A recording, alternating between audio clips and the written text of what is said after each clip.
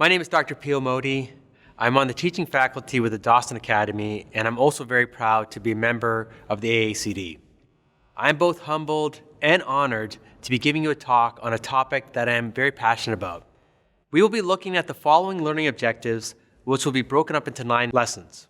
Implants versus teeth. Key differences to help with treatment planning considerations. The site. Socket types and limitations when placing anterior implants and considerations for immediate implant placement. CT guided stents. Is this a gold standard for implant placement? Are there any limitations? Managing tight spaces. Tips to deal with these situations. Temporizing implants. When this needs to occur and tips on adjustments. And finally, lab communication. Key things to communicate with your lab and final occlusal scheme considerations. Lesson 1. An implant is not a tooth. This lesson may seem overly simplified. Yes, it is very clear that implants are different from teeth. But knowing some of the key differences will help to guide us when both placing and restoring anterior implants. So how do implants and teeth differ? In the textbook Dental Implant Prosthetics by Carl Misch, which was published in 2005, he breaks down the key differences between implants versus teeth. Teeth have a PDL. This reduces stress transmitted to the bone. Implants do not.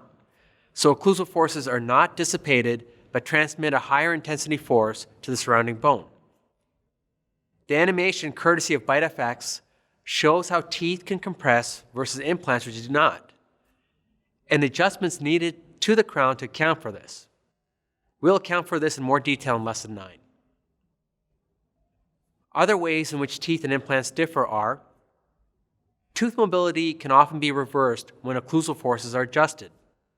Implant mobility cannot be reversed, even with occlusal adjustment, and failure is usually imminent. Lateral forces on teeth dissipate towards the apex of the tooth, versus implants where it dissipates around the crest of bone. And the functional bite force on teeth is less due to proprioception. Functional bite force on implants is 4 times higher. A simple analogy is that teeth act more like a mallet when delivering impact versus implants which act more like a hammer. The key point is that implants are less tolerant to harmful occlusal forces than teeth. Why is all this important? As AACD dentists, our goal is to idealize the beauty of the implant-supported restorations that we place. But another equally important goal is to maximize the longevity of the implants and restorations too.